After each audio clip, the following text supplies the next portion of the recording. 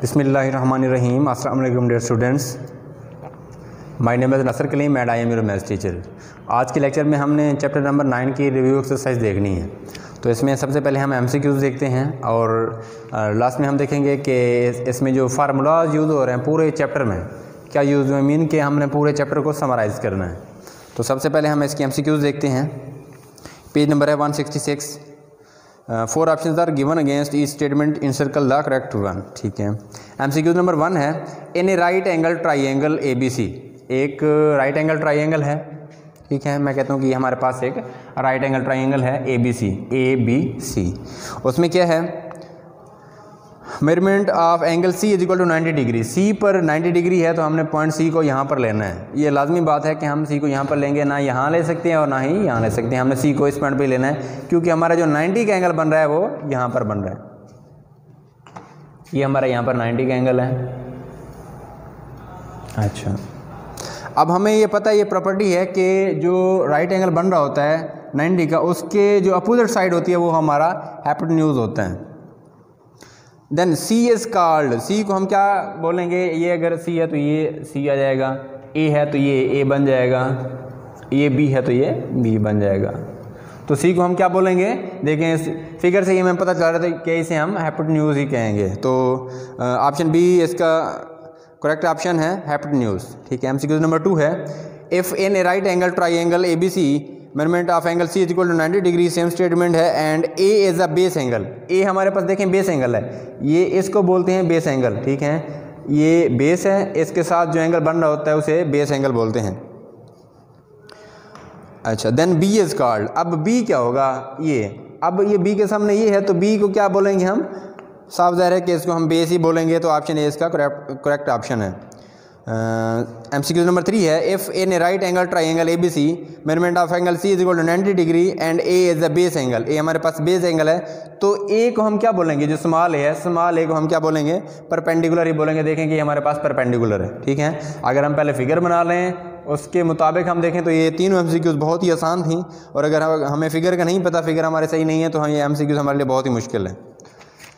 MCQ number 4 है in a right angle triangle the side opposite to the right angle, side opposite to the right angle, side opposite to the right angle, इसके opposite ये है तो इसको हम क्या बोलेंगे, हाइपोटेन्यूज ही बोलेंगे। तो ये हाइपोटेन्यूज है, इसका जो करेक्ट ऑप्शन है वो C है, हाइपोटेन्यूज। ठीक है, एमसीक्यू नंबर 5 है the area of a right angle triangle whose base is 3 centimetre and height is 6 centimetre. ये इस पे फार्मूला यूज़ करेंगे हम एरिया निकालने के लिए, जो कि होता है 1/2 into base multiply by height. ठीक है, बेस और हाइट को मल्टीप्लाई करवाएं, 2 पर डिवाइड करवाएं, तो ये आ जाएगा 3 multiply by 6 which is equal to 18 और 2 is equal to 9 cm square. तो देखें ऑप्शन ए में 9 cm स्क्वायर है, तो ये हमारा करेक्ट ऑप्शन है।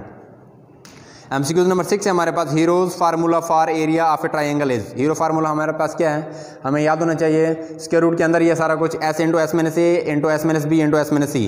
तो ऑप्शन C देखें जो कि करेक्ट ऑप्शन है। ठीक है, तो इसकी एमसीक्यूज हमने देख ली। इसके बाद देखें कि शॉर्ट क्वेश्चन हैं, right short answers of the following question.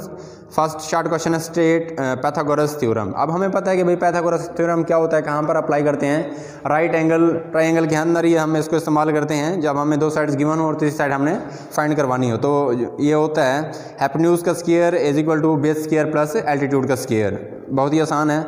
इसके बाद हीरो फार्मूला है। हीरो फार्मूला हम किस वजह से यूज़ करते हैं, क्यों यूज़ करते हैं, तो एरिया का राइट एंगल यूँ समझ लें कि आपके पास ट्राइंगल हो। अब इस पर कोई शर्त नहीं है कि आपके पास जो ट्राइंगल है इक्विलेटरल हो, राइट एंगल हो या कोई भी हो, कोई भी ट्राइंगल हो, तो उसका जो एरिया फाइंड करवाने के लिए हम यूज़ करते हैं उसको, उसके लिए हम हीरो फार्मूला इस्तेमाल करते हैं। तो इसके लिए शर्त है कि उसकी जो 3 साइड्स हैं वो तीनों गिवन हो, और जो S होता है हमारे पास इसमें होता है A + B + C over 2, mean कि उसकी सारी साइड्स को हमने ऐड करवाना है और 2 पे डिवाइड करवा देना है। ये था हमारे पास हीरो फार्मूला, और इसका जो फार्मूला होता है वो है स्क्वायर रूट के अंदर ये सारा कुछ S into S minus A into S minus B into S minus C। अच्छा, इसके बाद है right formula of a surface area of a sphere. उसका हमें पता है, हम पूरे चैप्टर में ये काम करते आ रहे हैं, जिसका फार्मूला है 4πr²। उसके बाद है right the formula of volume of a cone. Volume of cone का फार्मूला भी हम देख चुके हैं, यहाँ पर भी लिखे हुए हैं। तो उसका जो फार्मूला वो है 1/3πr²h, 1/3πr²h volume of the cone. ठीक है, इससे पहले देखें surface area of sphere of radius r equal to 4 pi r square, इसमें गिवन है। अच्छा नेक्स्ट 3 शॉर्ट क्वेश्चन हैं जो कि बहुत ही आसान है, जस्ट 2 लाइंस के हैं। Find the volume of a sphere when radius is 3.2 centimetre. अब हमें पता है वॉल्यूम ऑफ स्फीयर का फार्मूला होता है 4 और 3 पाई r क्यूब। 4 और 3 कांस्टेंट वैल्यू है, पाई हमारे पास 22 और 7 है, r हमें गिवन है 3.2, इसका क्यूब फाइंड करवाएं, सिंपल मल्टीप्लाई करवाएं, कैलकुलेशन करवाने के बाद हमें इसका आंसर मिल जाएगा। नेक्स्ट है find the volume of the cone. Volume find करवाना है, volume of the cone formula है 1 और 3 पाई r स्क्वायर h। इसमें हमें r चाहिए और h चाहिए। r उसने 3 सेंटीमीटर दिया हुआ है, h हमें 4 सेंटीमीटर गिवन है, रेडियस भी गिवन है, हाइट भी गिवन है, तो हम इसमें पुट करेंगे तो हमें वॉल्यूम भी मिल जाएगा, जो कि बहुत ही सिंपल है, आसान है। फाइंड, अच्छा लास्ट है find the area of a triangle whose sides are. अब देखें तीनों की तीनों साइड्स गिवन हैं और वो ये कह रहा है कि आप एरिया फाइंड करवाएं ट्राइंगल का। ट्राइंगल का हमने एरिया फाइंड करवाना है, तो उसमें 3 साइड्स गिवन है, एक है 4 सेंटीमीटर, एक है 5 सेंटीमीटर, एक है 8 सेंटीमीटर। इसको कैसे करेंगे, सबसे पहले हम इसमें एस फाइंड करवाएंगे, हीरो फार्मूला ही इस्तेमाल हो रहा है यहाँ पर, तो हीरो फार्मूला में एस यूज़ होता है, तो S is equal to a plus B plus C over 2, तो ये आ जाएगा 4 प्लस 5 प्लस 8।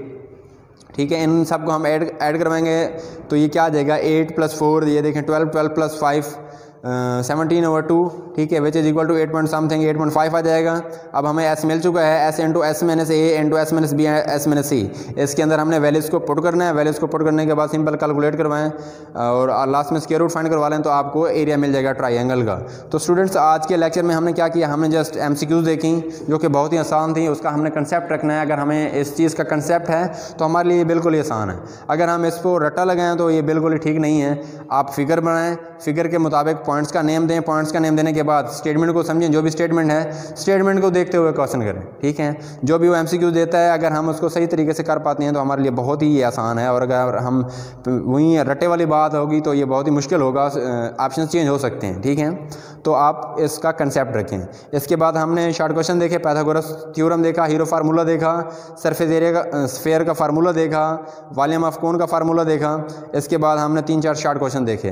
ठीक है, तो ये जो बहुत ही आसान है, तो मुझे उम्मीद है कि आज का लेक्चर आपको क्लियर होगा। फिर भी अगर किसी भी पॉइंट पर प्रॉब्लम है तो आप मुझे व्हाट्सएप कर सकते हैं। अल्लाह हाफ़िज़।